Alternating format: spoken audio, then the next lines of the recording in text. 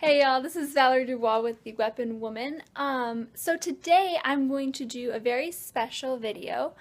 I'm going to walk you through our house. I cleaned it up a little bit.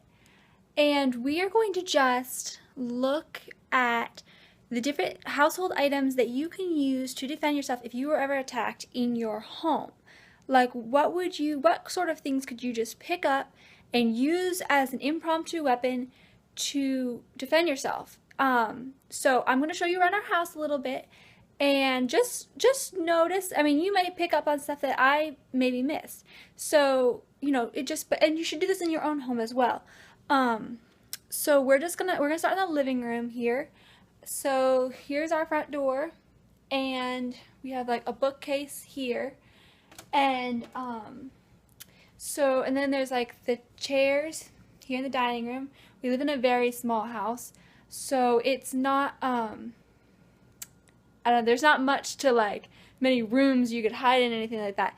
So it's pretty much if they come through the front door, then this is the house. So okay, but first thing, we do keep a shotgun for self-defense, loaded with self-defense, home defense rounds, right here by the door. So we can always, if someone's running from the back of the house towards the front door, they could always grab that if they needed to. So one thing though is just the chairs.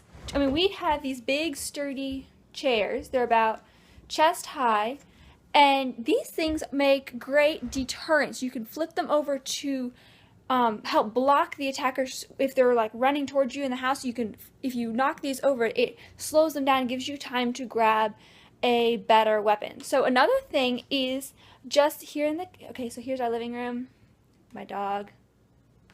So just like, it's a small living room area. So another thing is over here by like our computer desk, like a pair of scissors. Like these are some really good, metal scissors, like heavy duty scissors. So if you were to grab them, maybe link your thumb into here, this makes a good stabbing device, okay? I would not want to get hit by these, but if someone's breaking into your home and you can grab these, this would be something to defend yourself with. You could do a lot of damage. So another thing is just like a pencil. This is pencil's one-time stab. It will probably break if you stab into them. Sometimes if you have like a metal pen, it's a little bit better. With these, you would go for the eyes. So I guess you could just kind of stab in the face, but the eyes are where you want to aim for, or the neck, like the jugular muscle, jugular veins right here. Anywhere in the throat and the neck, all these soft areas. This is where you would want to hit with your pencil or your pen. So even like remotes, I mean remotes, you hit someone with this, it's going to break. But it's something that can sort of deter them, so you can grab a better weapon, or like run away. If you could have a room you can lock yourself into and call 911. So we have like in my living room, let's see, we have a little tiny table. It's metal, it's solid metal. You could pick something like this up. This would make a good weapon if they are just coming in the front door and you have time to grab something. If you can't grab your gun, if you don't have a gun in your house, something like this make an excellent weapon. So lamps, you can see I have a couple lamps here.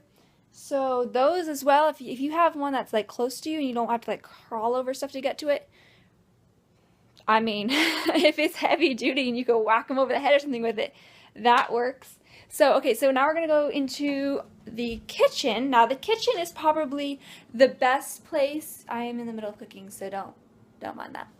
Probably the best place to find weapons to defend yourself with.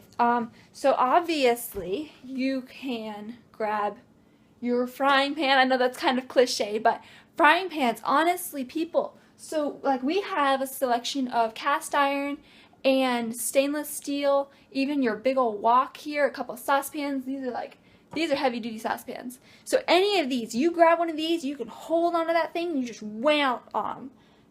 They would do a lot of damage. Anyway, so even like if you don't have those available, spoons, jars, any sort of like, well, most glass stuff will break probably, And that kind of puts you at risk because then you might get like cut and stuff. And so you just try to stay with something that probably won't break the first time if you can. So just like walking around here, like you have dishes in here, even if it's dirty, if you're getting attacked and you have dirty dishes in your sink, but they could do some damage, grab it if you can. Of course, the knife collection. We have a whole collection of knives here. Ones that you would probably want to grab would be, if you have a double-sided knife, then that'd be awesome. But probably like this one, like a big old chopping knife. This one is nice because it has this is a solid, it's a wooden handle with a solid metal middle piece here. So it really has a heavy handle. And see how it's kind of cut in like that? You can grab it and it kind of braces in your hand. So and it's sharp. This is probably not our sharpest knife, but it has a real good grip that you can do a lot of damage with something like this. And it's big. It's probably, well, it's about as big as my head. So something like that would be good to grab. Another thing is, actually, I'm going to show you our drawers. If you have, like, well, let's see. There's all kinds of things. Pounders, little meat pounders. Okay, so another thing would be, like, if you have, now I'm going to show you our kind of our junk drawer, but we have, like, this is like what you would sharpen your knives with. So this makes a good stabbing device because it has a handle that you can grab and you can do a lot of damage with this thing. And it's not pointed at the top, it's blunt, but it's metal and it would do a lot of damage. You want to, with those sorts of things, you want to go for the face, the eyes, and the neck and the throat. We also have a like a box cutter in here. So like this, I would probably not suggest going and using that unless you can't find anything else. It just you have to like push it up, and then you only have that much of a blade, and you can do some damage, but your hand is a lot closer. And if it slipped or whatever, you could really hurt yourself, and that might give your attacker like an extra, I don't know, opportunity or whatever, advantage. So, but then in here we also have a pair of scissors. We have like a Leatherman. This would be something you might want to just have in your hand if you're gonna hit them. You don't really want to try to like open it up, and because that's just kind of stupid. And silverware, like a butter knife. If you don't have anything else, a butter knife will work, and so would a spoon or a fork or whatever else you have. So anyway, and then like in the utility room, it's kind of dark in here, we have, okay, it's a mess in here, but you can have, like, we use this as a pantry. So cans make really good, it's heavy, and you could throw it, or you could even just use it to as an extra sort of weight in your hand to give your hand some more oomph when you're hitting them. Books, sometimes books, like we have a whole bunch of cookbooks here. Books can be great as well. I wouldn't like throw a bag of chips at them. They probably would enjoy that too much. But literally, and even like bottles, or I don't know, whatever else you have in your, just go through your house, like look at what you have and what you could potentially use if you ever needed to defend yourself. The other thing to look for is, are there doors or like rooms in your house that have a deadbolt or a double lock on them, because you want to make sure that you know those rooms, and you want to make sure you have a phone in those rooms, and if you can, a weapon, because if someone were to come through the front door, you would want to get away from that door and try to barricade yourself into a room if you can, and that way you have a smaller area to defend. You're not trying to like fight through your whole house. You don't have to worry about like someone coming in the back door or in through the windows, or there being more than one attacker like coming from different angles.